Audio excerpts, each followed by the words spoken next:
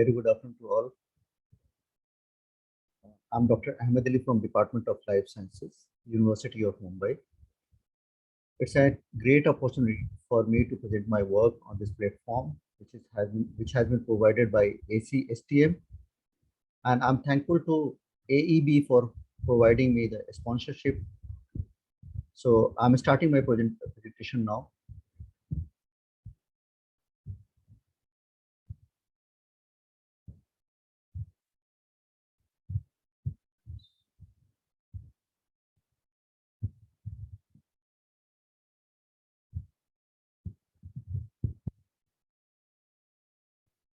So I'll be talking on anti-glycating and anti-aggregation potential of natural products.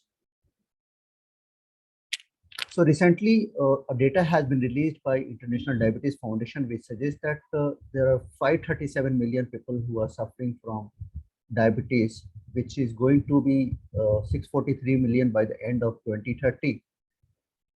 The worry is that about almost 1 in 2 people are not diagnosed for the diabetes, and 4 out of 5 people are living in the low and middle income group countries.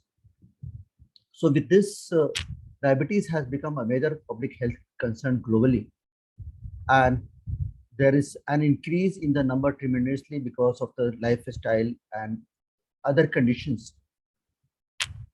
So we all know that diabetes is identified by a condition that is known as hyperglycemia, which is an abnormal condition where there is an increased amount of glucose in the blood. So that leads to an accumulation of undesired products due to excess amount of glucose present in the body.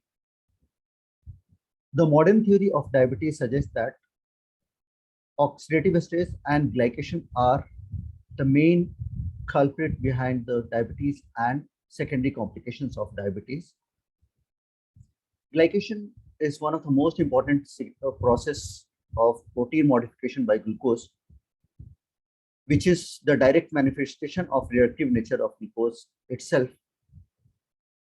Simply, it can be defined as a spontaneous non-enzymatic aminocarbonyl reaction between the proteins and the sugars, and it is different from the glycosylation which happens in the endoplasmic reticulum and Golgi bodies during the protein synthesis process. As far as glycation process is concerned, there are several stages. The early stage leads to the formation of cis bases and Amadori products, which later on get modified to dicarbonyl compounds in the intermediate stage, and finally the group of molecules which are generated as a result of all these modifications in the late stage are called as advanced glycation products, which have been implicated in many pathophysiological conditions like aging, diabetes mellitus, Alzheimer's, Parkinson's, cataracts, retinopathy, arteriosclerosis. The toxicity of glycation is because of the inhibition of function of biomolecules, which is brought through restoration of proteins, cross-linking of proteins, aggregation of proteins, generation of reactive oxygen species and reactive nitrogen species, as well as strand breakage of DNA, among other factors. So here in my work, we have worked on thymoquinone and ferulic acid, and we have analyzed their effect in the process of glycation. So we used several spectroscopic methods, and we used the in vitro system of glucose and BSA for the measurement of generation of glycation products, as well as the inhibitory or modifying role of thymoquinone and ferulic acid. So the first assay is NBT assay, which measures the early glycation product.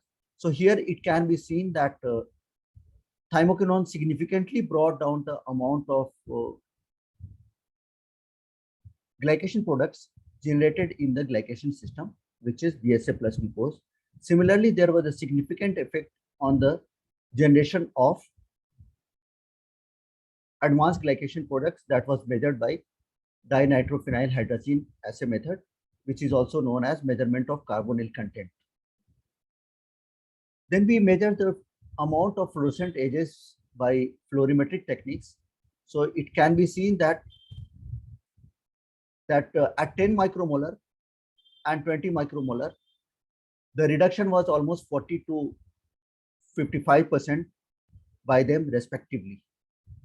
Glycation is also involved in the aggregation of the proteins, and this aggregation was measured by thioflavin T assay, which is a spectrophlorimetric method.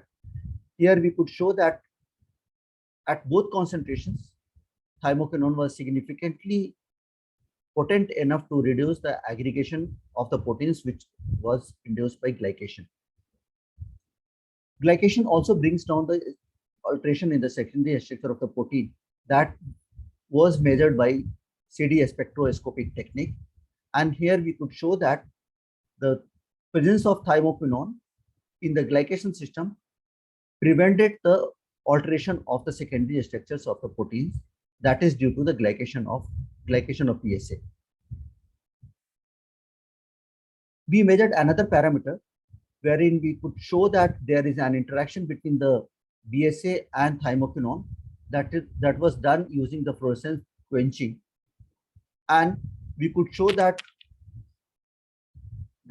with the increasing concentration of thymoquinone, there was increase in quenching that shows that there is an interaction between the BSA and thymoquinone.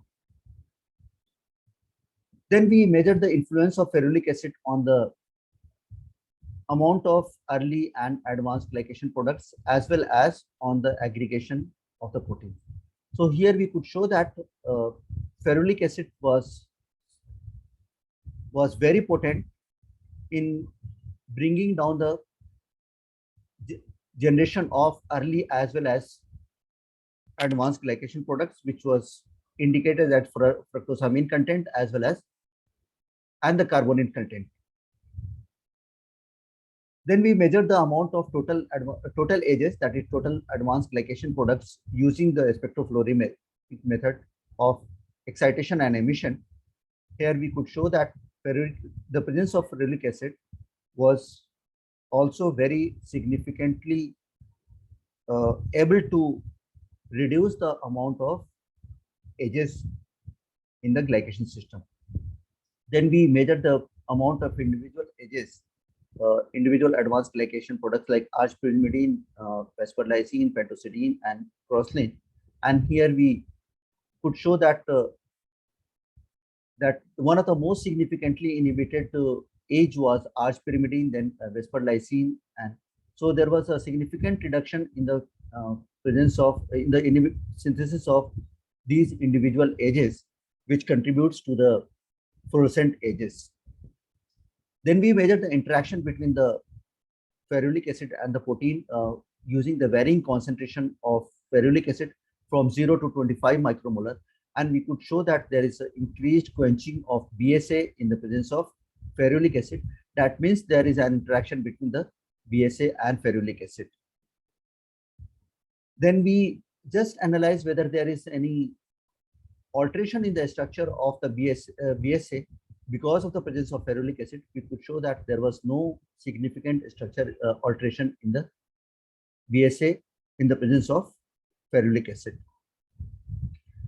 We also measured the aggregation pattern of the protein in the presence of ferulic acid, and we could show that ferulic acid was also able to suppress the aggregation of the proteins. That was also confirmed by SDS page.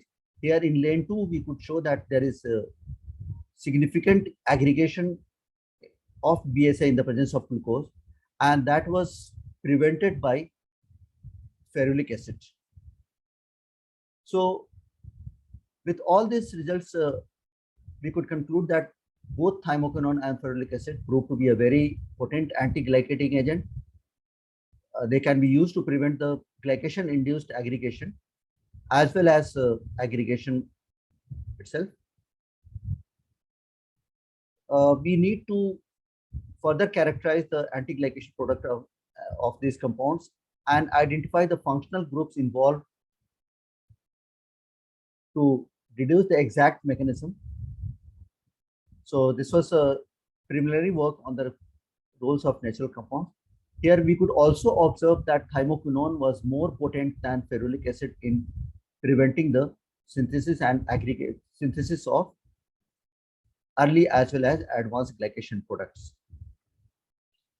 So with comparison to other published studies of our group, we can say that isolated and pure compounds are more effective in prevention of glycation mediated changes in biomolecules. So I acknowledge the contribution of my students Dinesh, Aditya, and Prerna.